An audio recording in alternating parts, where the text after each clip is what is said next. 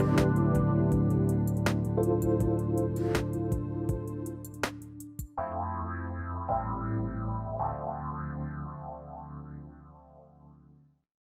welcome. Come on in as usual. Come and sit in the circle. I've got an amazing story to tell you today, an amazing guest. I want to tell you a little bit about how I met Karen Chaston. Christian was definitely involved on the other side, bringing us together. And I was reading a Facebook post, and the person I was watching was talking about this, one of these, online seminars that everyone's doing. I'm part of it. So I thought, oh, that's an unusual way of saying that you're part of a summit. So I looked at this summit and I was looking down the list of guests, and there was this lady smiling, and next to it, her tagline was the gift of loss. And I sort of looked at it and I thought, that's exactly what I kind of think about loss, in the long term. Now I've been through it all. And I'll read you what the little intro was. Life's too short to be spent grieving and suffering. Karen Chaston explores the deeper purpose of grief in our lives, teaching us to find the treasures and reminding us of the wisdom that comes through the transitions of life. And then she asks, will you let go of your suffering? I was like, I've got to meet this lady. This is somebody I have to meet. So I emailed her out of the blue, and we just had this sort of conversation. And it turns out that her son, Dan, and Christian are in cahoots as usual. This is how Christian does it. He brings me lovely people into my life who can help me, who can support, who can bounce ideas off, who we can work together. And this is, I'd like to introduce you to Karen Chaston from the Chaston Centre. Hi, Karen. Thank you so much for joining us. I know you're on the Gold Coast in Australia. Yes, I am, and it's 7 p.m, or I probably shouldn't say what time it is, but I'm in the evening and you're in the morning, which is fabulous. Yeah. Have to love the world we live in, the way we can so easily connect. I know this podcast is literally connecting me to a global audience and global guests that come on. I mean, it's amazing. I'm so excited about how the energy around it is rising and we're reaching more and more people. It's amazing.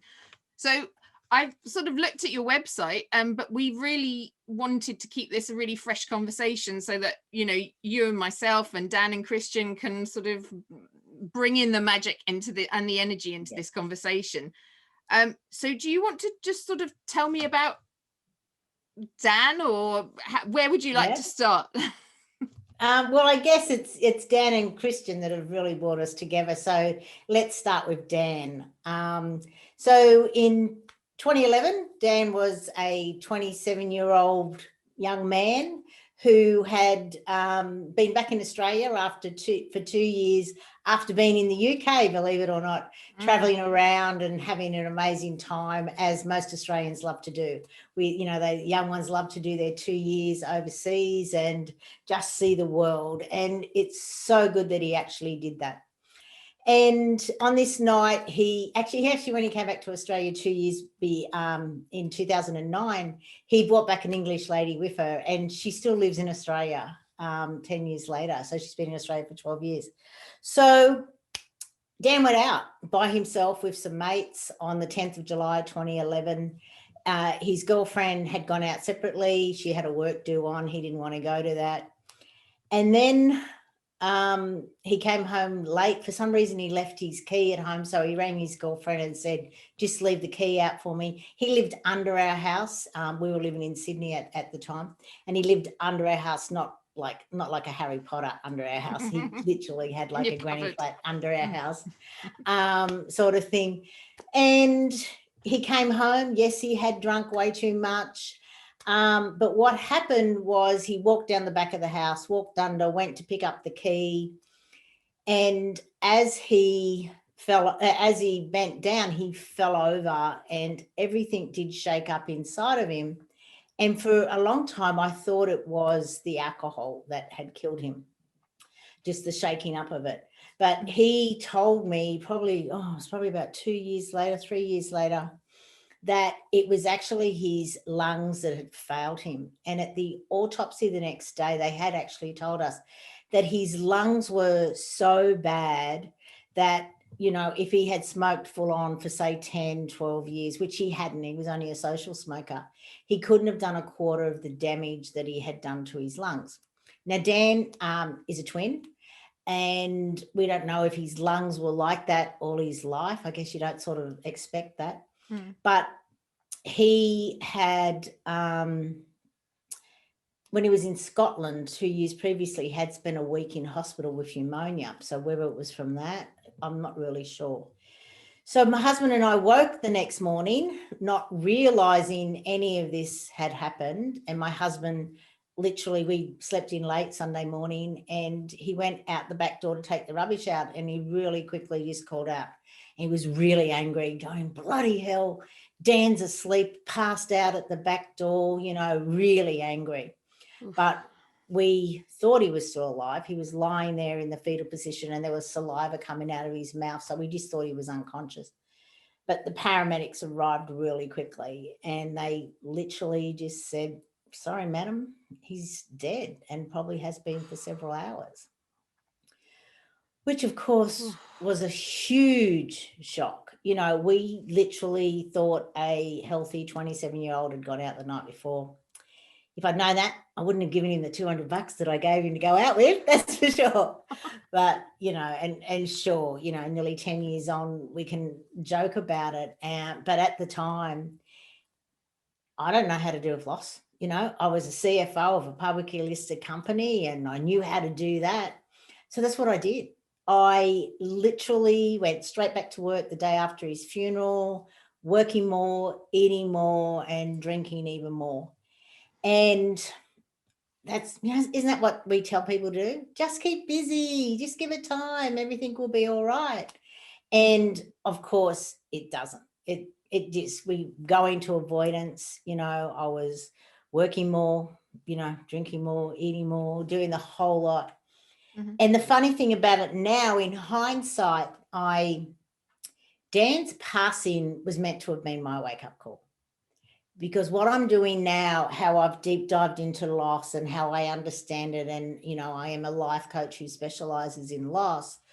What I realized is it was meant to be my wake-up call. And because I didn't wake up from it, from my, what I call my Groundhog Day days, which I'm pretty sure most people in corporate are living in, you know, we're just in that grind of every day is the same. And this is what success is all about, not realizing that, no, it's not what success is all about.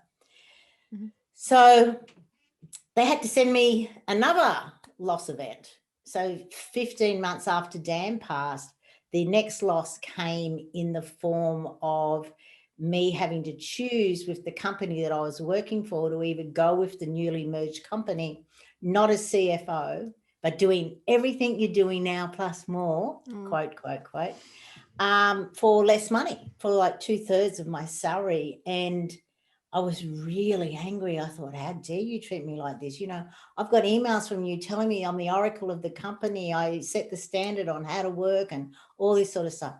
But within 48 hours, I had so much gratitude, because I really did start to wake up from that daze.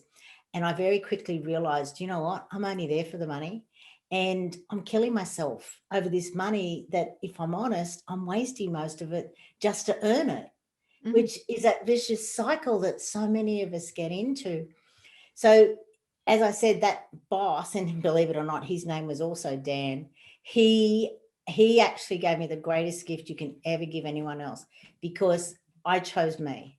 And that's when I started on this journey, which I started off calling the journey to becoming my own best friend, because I had to get me right.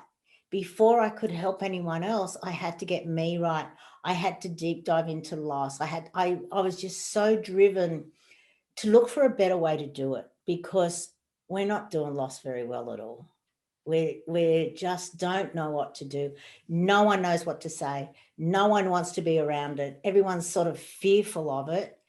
And that's sort of my journey. and I just love it. So yeah, it's amazing. Gosh, that's a brilliant roundup of the last goodness It knows was how very many quick. years.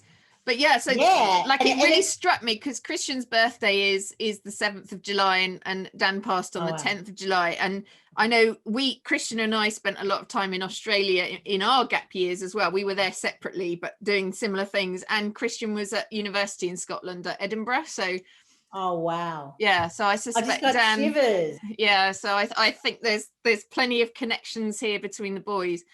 Um, so Dan has a twin as well, doesn't he? Yeah, he has a twin and an older brother. Okay, so how did I'm quite interested in the sort of family dynamics Okay. of when Dan died so suddenly, how that sort of affected the family, because you obviously went straight back out to work. Yeah. Do you know how it affected the family? Well, I'm going to surmise, right? Because Yes. obviously a lot of them talk about so just to get it into context, okay. So we were living in Sydney. So there was Dan, his girlfriend, my husband and I, we were living in Sydney. On the Gold Coast were my two other sons. And at that stage, they didn't have a girlfriend. Neither of them had a girlfriend or a long-term girlfriend. And at that stage, my oldest son, Ben, he was a month off 30, and Josh was obviously the same as Dan, 27. And so on the day that it happened, I obviously rang my boys. Like literally, we went upstairs once the police and the ambulance were there. We went upstairs and my husband just said, I just want to sit. And I'm like, no, I've got to get my boys here. I've got to do a whole lot. So, and they also have a half sister. So the half sister is my daughter, who I adopted out when I was 16, but she's in our lives. And at that stage, she was not in our lives like she is now, but she is in our life, like she was in our life. So I wanted to ring her mainly for the fact that I just didn't want to see her in 6 months' time, which is what we sort of tended to do. And then she say, well, how are the boys? And I say, well, I didn't want to say, well, Dan's, died, obviously. So I sort of rang them all, and it was really funny, I couldn't get a hold of his twin. He wasn't answering the phone, and he was like really, really panicking. And they lived at our property that we had on the Gold Coast where the kids grew up. And it was a 5-acre property in the hinterland of the Gold Coast. Really great place for 3 boys to grow up. And Josh was living there with a couple of mates and stuff. So Ben, our oldest one, went to try and find Josh because I got a hold of Ben, and Ben was actually in a car about to go motorbike riding. They were all like, trail bike riding, and he was driving. I said, Ben, pull over. And he goes, no, Mum, I'm driving. I said, Ben, pull over the car now. I have to tell you something. So he reluctantly pulled it over, and he had 3 other people in the car, and they all knew Dan. And when I told them, he said they sat there for about 5 minutes, all of them crying because they were like, sort of thing. So what happened was Josh was actually on a golf course, and his phone was ringing and he kept missing it. And then Ben eventually got hold of him, sort of thing. And he was like, no. And then Josh rang me, and I said, oh, Josh, I've been trying to get you. And I told him, and he goes, now don't lie, Mum. And I said, no, it's true. And he goes, yeah, I know. Ben's already told me. And I said, well, why didn't you tell me that? He goes, because I was hoping you were mucking around. Oh. So it affected the boys a lot more than probably what we all realized. And, like Dan's girlfriend, she stayed living with us for 18 months after he passed. And I guess the 3 of us together could have, because we were the 3 that sort of saw him, I guess, lying there, if that makes sense. So we were in a big hurry the next day when we went to the autopsy to see him again, because we wanted to get that image sort of out of our minds, sort of thing. Whereas the others weren't as keen as coming in, but yeah. So yeah, it's it's never easy. And I think sometimes siblings are sort of missed in the equation. Obviously most people say to me, oh, how's his twin? And I always answer, yeah, both his brothers are fine, because sure, they were twins, but he also has an older brother as well. So yeah. From my point of view, I know siblings often get They do. It's the forgotten parent in and the they heat of the forget. moment. Yeah, the Yeah, parents are the and focus. Yeah. the thing that I, really want to say is that one of the greatest gifts that we sort of got from Dan's passing was the comments that we got from his work colleagues, from people that he had met overseas. Like he worked in a pub for a couple of years where he met his girlfriend that he brought back. He worked in this pub in Kent, and the landlord, when he heard that Dan had died, he went to bed for the afternoon. And we had the privilege of actually traveling there and meeting the landlord and his wife, because Dan just raved about this guy. He was amazing. He took Dan under his wing. He took him to Lord's. But Dan said he was the most interesting person that he'd ever met. And to hear other people, the way they talk about your son, because you never know that, what they do. So I guess that's probably, now that I'm mentioning that, it's really interesting. I never really put that into like my books and stuff. Or maybe I have and I've just forgotten about it. But it's just so beautiful to know that, you've raised a child who, for example, Dan was a carpenter, and one of the guys on the building site where he was working when he passed said to us, Dan would walk in every morning, he would walk the whole site, he'd say good morning to everyone, and then he'd get to work. Oh, I know. And, just little things like that you never realize and you never know. But another thing I want to tell you about is, as I said before, we didn't really know what was Dan's, what was his cause of death. It was a bit up in the air, and even the autopsy report, it wasn't really like that specific. So in 2014, I was writing a book which is called Beyond a Mother's Worst Nightmare, which was my journey at that stage. I think it was like 3 years or 4 years since Dan had passed. And I wrote this book, and then I sent it to a friend of mine in America, and I said, look, I've been guided to send it to you. Can you just read it before I finish? And she went, yeah, sure. And then she emails me and she goes, Karen, I've been told to stop reading. And I went, what do you mean? And she goes, well, Dan's come to visit me and he's told me to stop reading. And I went, why? And she goes, well, he wants to have a 3-way conversation with you because you don't know all the facts. And I said, oh, okay, well, how am I going to do that? And she said, well, I'm going to facilitate it, but he wants a couple of ground rules set. And so, I said, oh, yeah, sure. We set the ground rules and we did it. So we had this 3-way conversation. And in the 3-way conversation, he said to me, Mom, stop telling everyone that it was the alcohol that caused my death.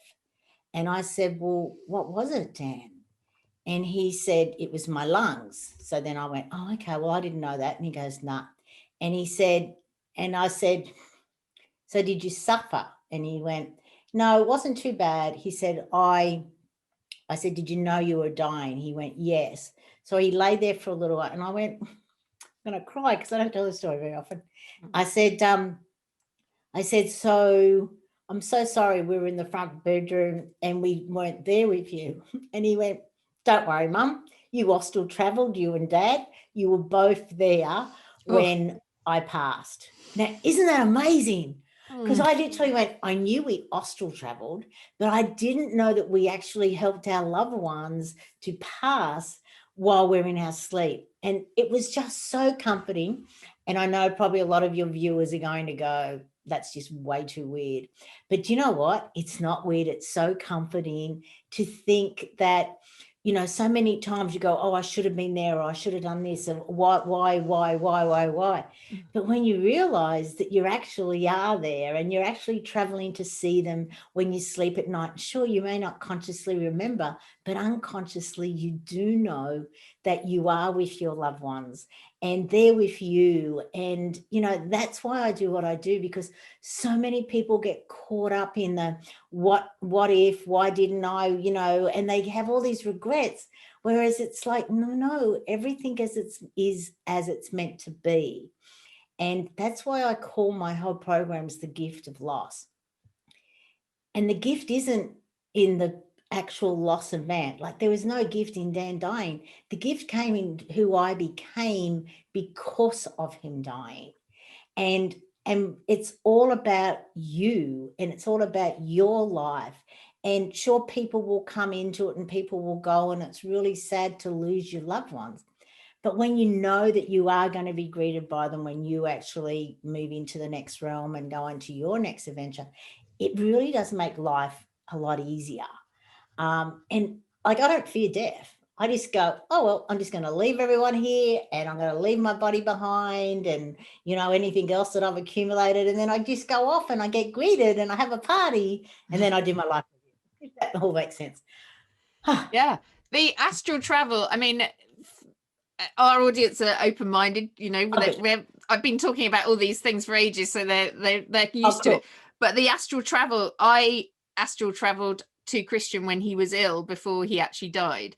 Can completely, and I didn't know it at the time, obviously. So you weren't conscious of it at the time? No, but Christian, having done my trance mediumship with Christian and the work that we do now, he's told me that I was there with him, comforting him. And I actually had lucid dreams about this much later in 2015, when we actually made a connection. So like, completely understand that. And it is comforting.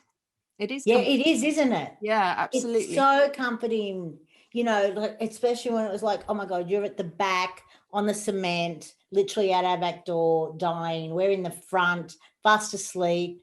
You know, it was 2:30 or something when he passed, AM.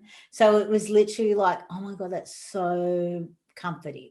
You know, and the funny thing is, when I woke up that morning, before we even found Dan, my brother and I were estranged at the time. We'd had a silly fight probably about 15 months before Dan passed, and we weren't talking to each other. Just, you know, both of us, no, you've got to apologize, you know, all that crap. And I had someone whisper as I woke up, I had a whisper in my ear, you're going to see Tony soon.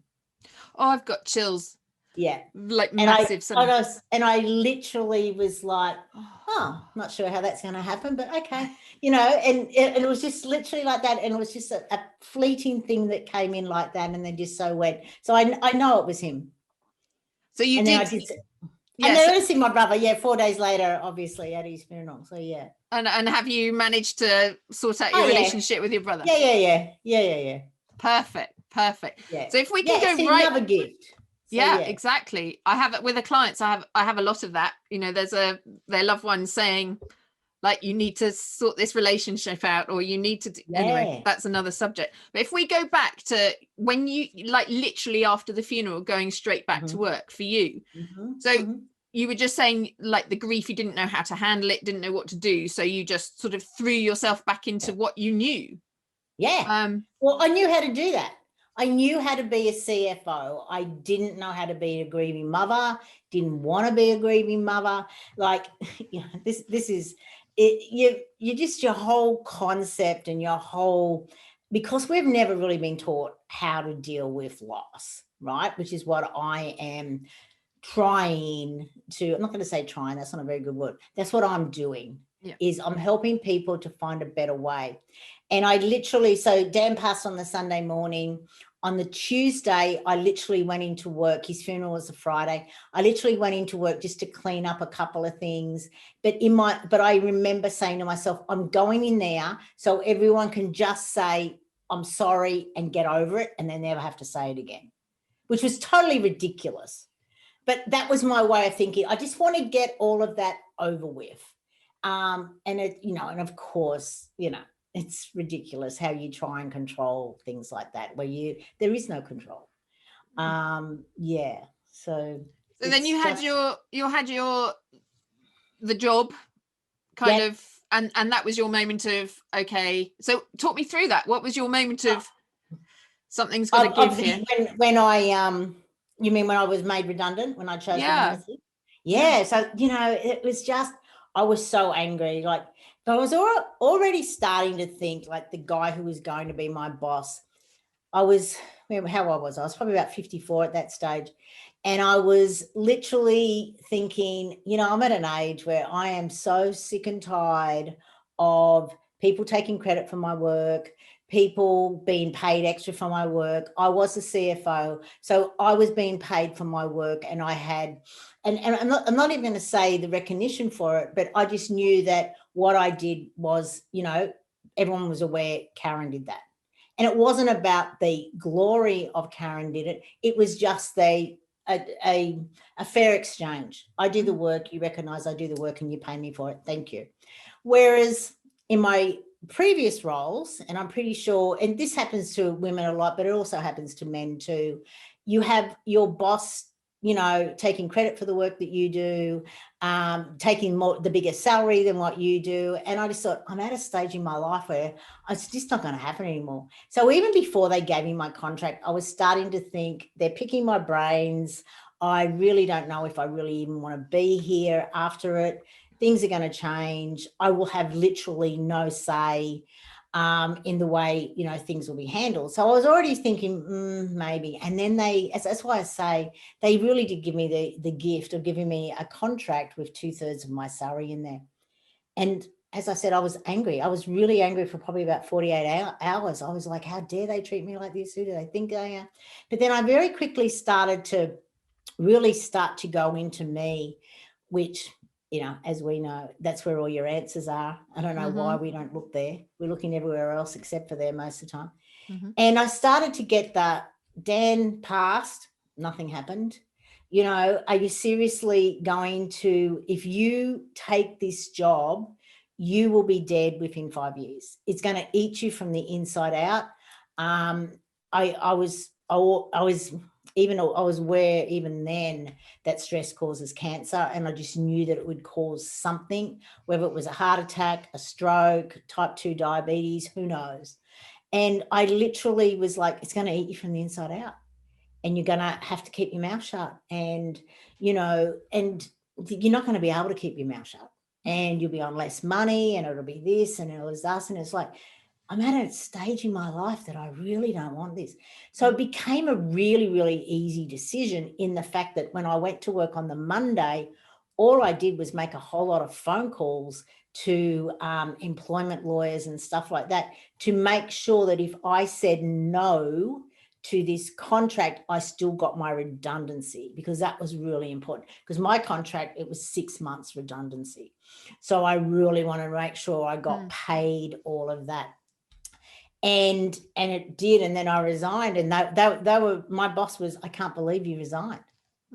And I just went, well, it's the best thing. And it was really strange, because I did have to work out some of that time, and he couldn't look me in the eye. And it was really, really sad. And I kept saying to him, you've given me the best gift you could ever give anyone. Don't feel guilty about not fighting for me, because believe me, it's the best thing you ever did for me.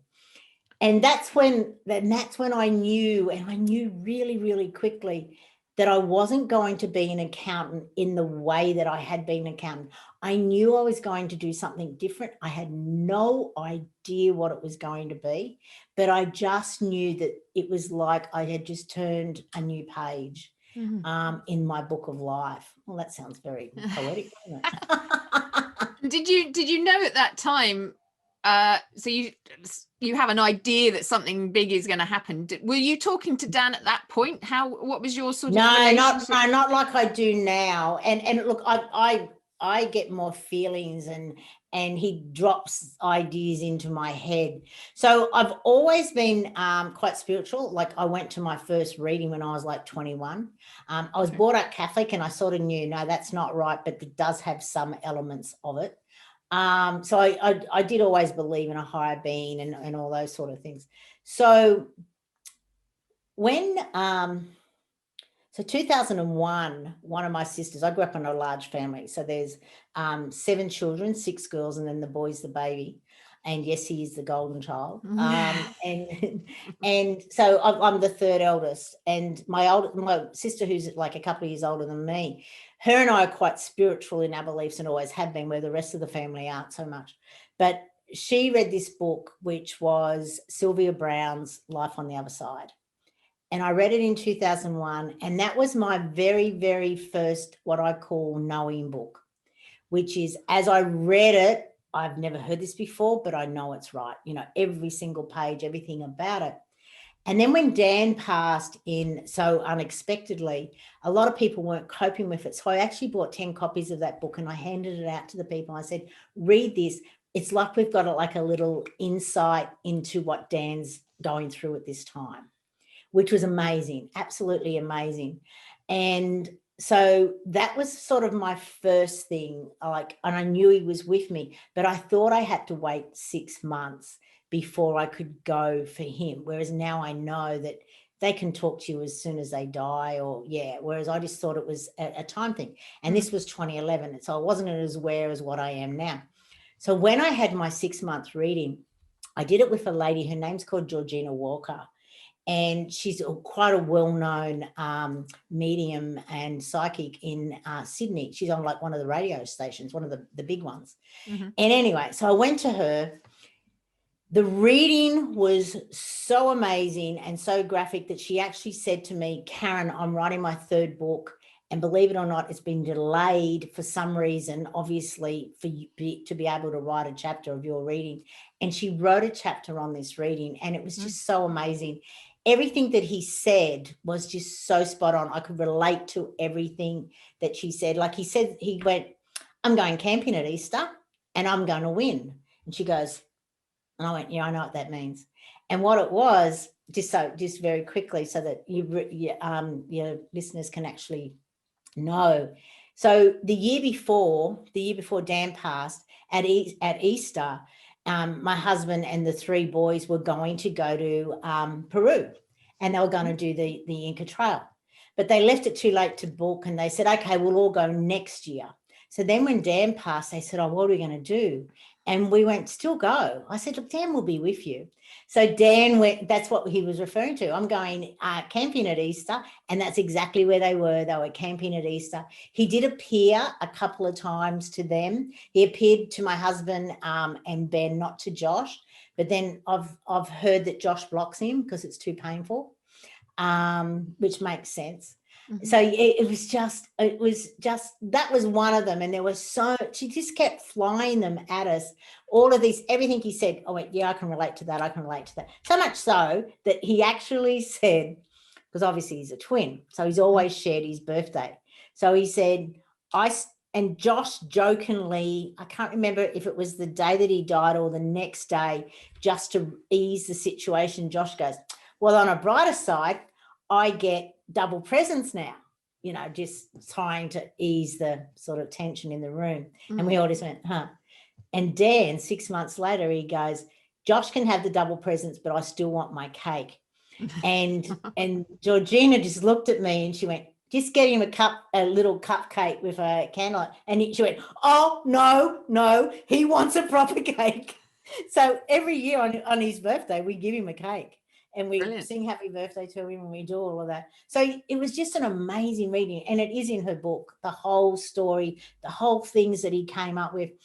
So, yeah, he's always been around, but I've also been attracting more and more people into my life who are psychics, who have helped me develop it more as well. But, you know, I meet one of my best friends I met in 2013. And the first time I met her, she went, who's sitting on your shoulder? And, you know, we had this amazing conversation, and Dan's very naughty with her, actually. One time I had a birthday party and she said, look, I will come, but I'm going to have a sleep first. And he ended up waking her up saying, Mum's waiting for you. You get up. And she's like, I don't let you guys into my house. So she was not happy, but she said, oh, it's only because it's you. So, yeah, so he's naughty. But yeah, I guess they all are. I'm sure Christian is too, isn't he? Well, that's what I was just thinking.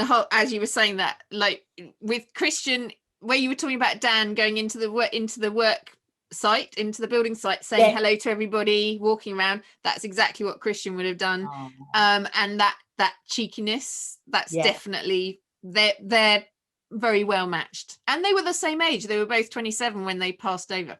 Oh wow! But he passed a couple of years before, though, didn't he? Yeah, Christian was in 2003, but yeah, wow.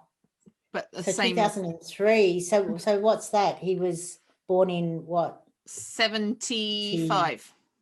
75, yeah. So that's 9 years older than Dan, because he was 84. So yeah, which is right, yeah.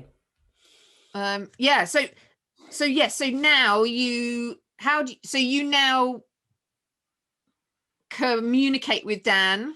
Yeah, it's more through, I just get whispers in my ear, like I got on the first day that he died.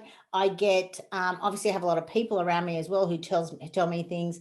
I get downloads at night that come in. I give him credit for everything I've done, so much so that my dad actually roused on me and go, I do things as well. It's not just Dan that's helping you. So I say, okay, I'll give you all the car spaces that I get and all that sort of stuff. I'll stop saying thank you, Dad. I'll give all them to you. It's just easier. And that's the main way that I do, but I'm doing more and more spiritual development as I go on, and I'm just really listening. It's dragonflies are Dan's, rainbows are Dan's. Like the day of his funeral, oh my God, we had rainbows anywhere.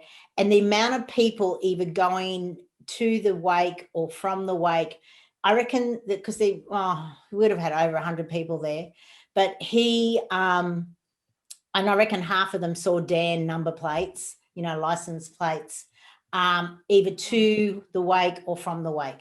They kept saying, I kept seeing these Dan number plates. I've seen, I was in New Zealand once with a group, and I went out early with my girlfriend, and we were like she decided to run back, and I said, I'll walk back. And on the footpath, into the cement was a Dan sort of thing. So, which was amazing, because what I was doing there, it was just like I got his tick, all that sort of stuff. But he just shows up all the time. In photos, oh my God, in family photos. At Josh's wedding, Dan is in the photos in the tree. And there's a group photo, and the guy at the back sort of like going like that with his thumb. And you follow the thumb, and it's where Dan is. Oh, wow. It's absolutely incredible. He shows up all the time in photos. And it's funny because I'm writing my book at the moment, which is Demystifying Loss, and I've put 3 photos in it, just showing him when we at 5 years. So in 2016, we decided to release most of his ashes. So we released them into Sydney Harbour. I hired like a little ferry, and we all went out there and had a nice luncheon and stuff.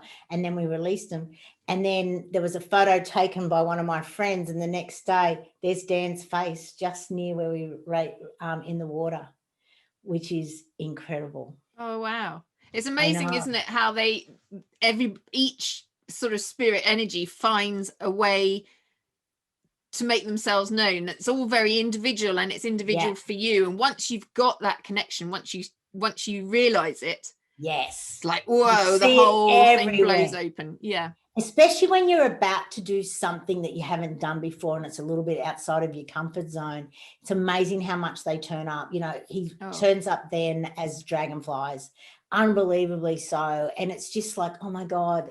But sometimes I guess you don't see him. He's like literally comes straight at you into your like eyes, and it's like, okay, yeah, I've seen you now, sort of thing.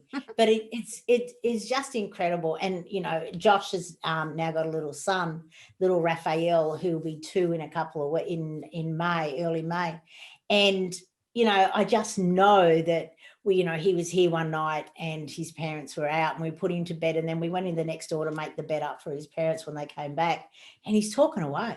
Like he's talking and talking and talking. And she goes, who's he talking to? And I said, oh, probably Dan. He's probably having fun with him and laughing and carrying on and whatnot. So, yeah. Yes, because kids are a lot more open, aren't they? And they just go with it. And then adults and society go, oh, no, you can't be talking to Dan. That's ridiculous. And isn't it sad that we do that? It is, totally. Like your work that you now do with other people. So you went from so you had to face your grief, and I guess this is is the point where you're made redundant. So talk me through we haven't got a huge amount of time for this, but talk me through the sort of how you faced your grief.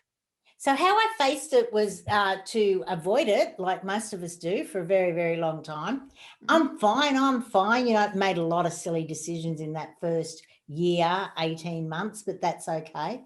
But then once I started to deep dive into my life coaching, originally it was for women. It was to help women stay as women, in executive roles, not to turn into a man and become aggressive like I did. That's where it started, but it never sort of took off. And then I was working with a lady, a marketing lady, and she said to me, Karen, look, why aren't you working with like grief? And I said, oh, funny you should say that. I was literally told that probably like back in 2013, early 2013, I was told this. And this was probably 17, early 18.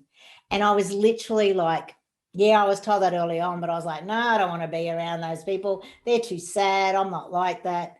But then but I'm very much, if someone says something to me, I listen. I never used to, but I now know, no, you need to listen to this. It's a bit unusual. So that's when I started to deep dive into loss, and I started to find a couple of different ways, different modalities that I wanted to bring together. And obviously I was the guinea pig to start with. And I have to say, it's a most amazing progress. And some of it I got from, I got it from about 3 or 4 different places, because I'm not going to say it's just one place or the other, but I've got it from a lot of proven places. Mm-hmm. And then I've just mixed it together, added some more flavor, and then put my sort of thing to it.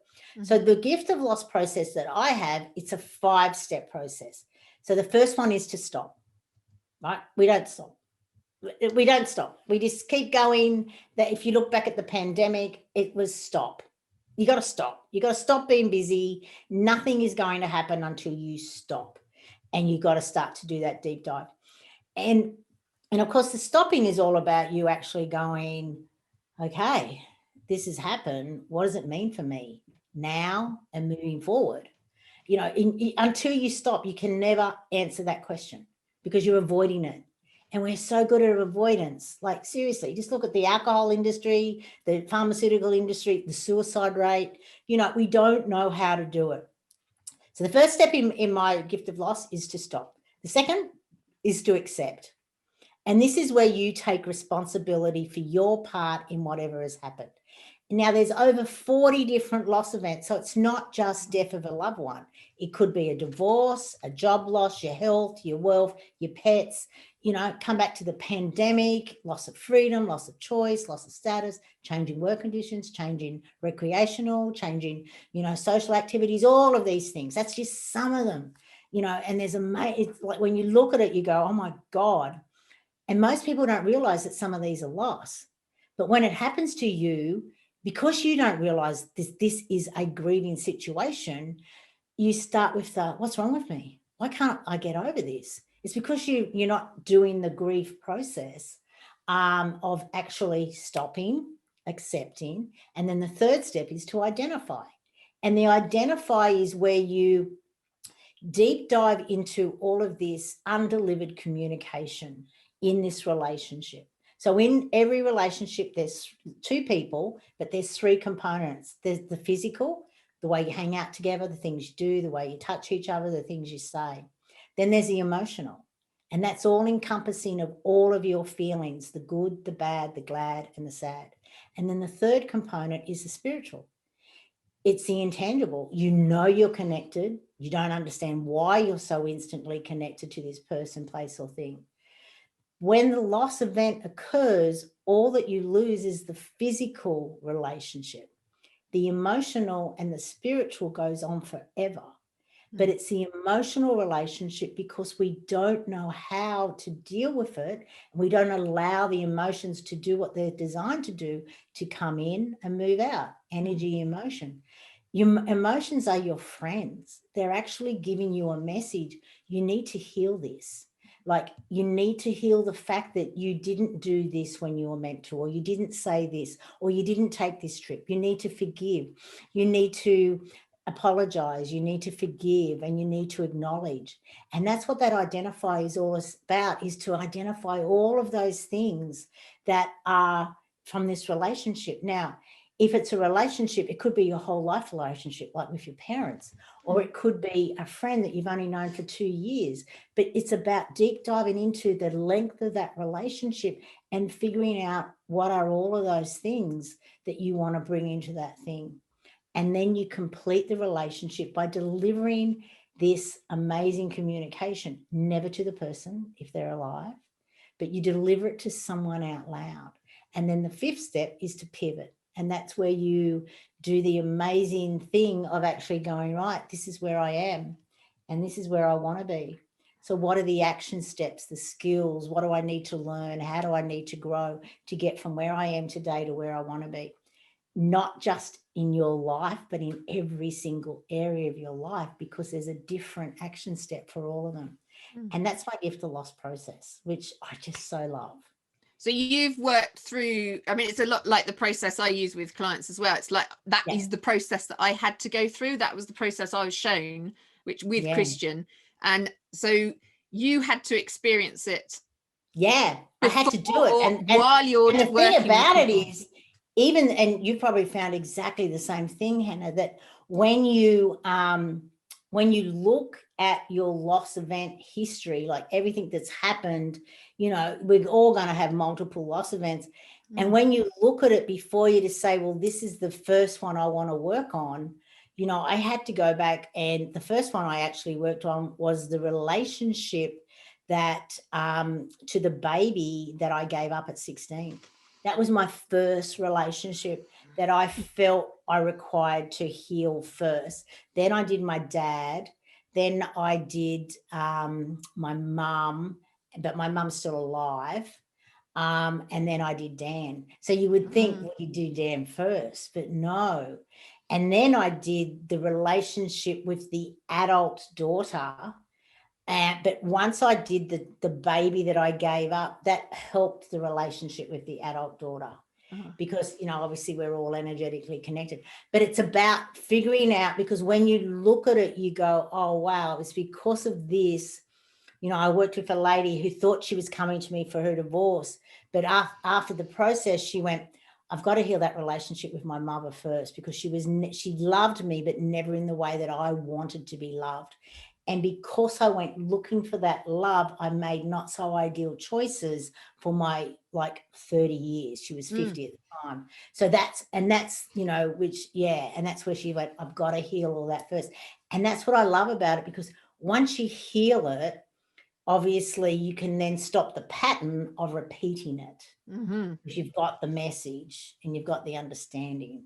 So, yeah, so I'm sure it's similar to what yours is, because it's the time for us to heal this. So they're not just giving it to me, they're giving it to multiple people, because, you know, we've got nearly 8 billion people in the world. There's a lot of people that require healing.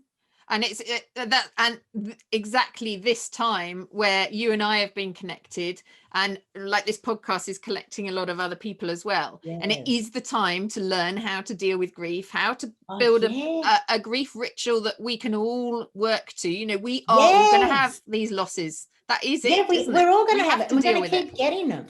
And to find like the positive from the grief, like the gift of loss. So instead of thinking about it as a loss event and concentrating on that and stagnating, I did all of that, you did all of that, and we got shown a different way of doing it, of a way to heal and transform.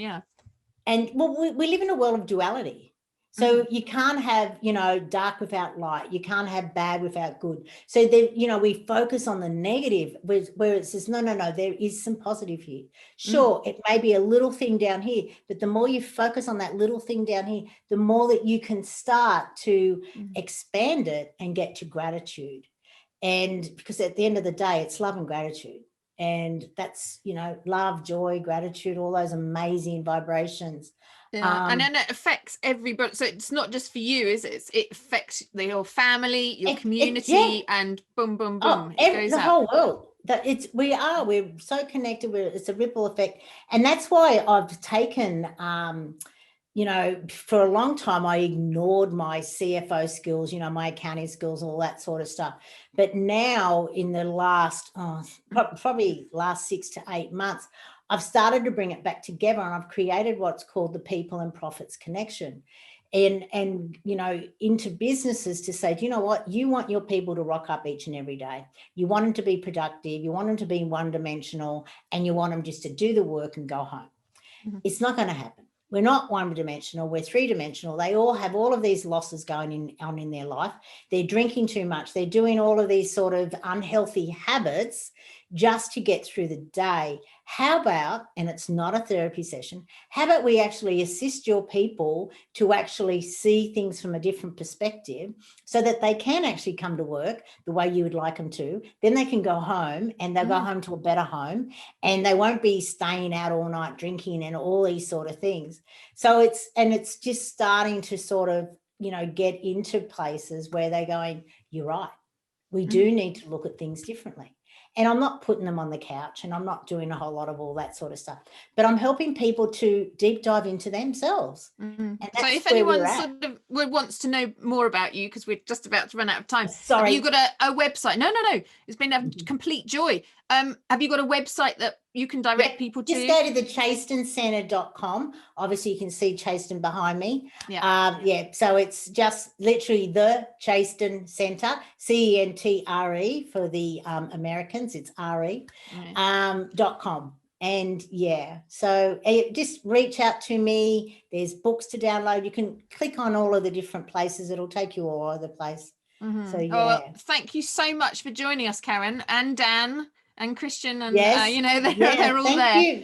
It's been a complete joy, and I know I sort of worry about talking about what I do, but you just said, you know, like, don't worry about it, because we are the awakened ones, and we have to be the light for other people. So thank you so much for joining us. Absolute pleasure. And I hope we work together at some point. I'm sure we will. I feel we will. So thank you to Karen. Next week we have, actually, I'm not really sure what's going on next week, but I'm going to take a little break this week. So I've actually pre-recorded a few shows. So I shall, so the shows will each come out on Monday. It's just I'm going on a little holiday behind the scenes. Okay, so thank you so much for watching, and thank you to Karen. Okay, lots of love. Bye-bye. Thank you for listening to The Finder of Lost Things. I think we've been triggered so long and so hard by COVID, and it's going to carry on. People are getting used to stillness, and they're getting used to more solitude, but how do you use that time for the highest good? This process that we're going to explore will bring back the joy and purpose to life. That wholeness, you know, that sort of harmony and flow and togetherness. People are really ready to find their lost parts now. You can find me at hannahvelten.online.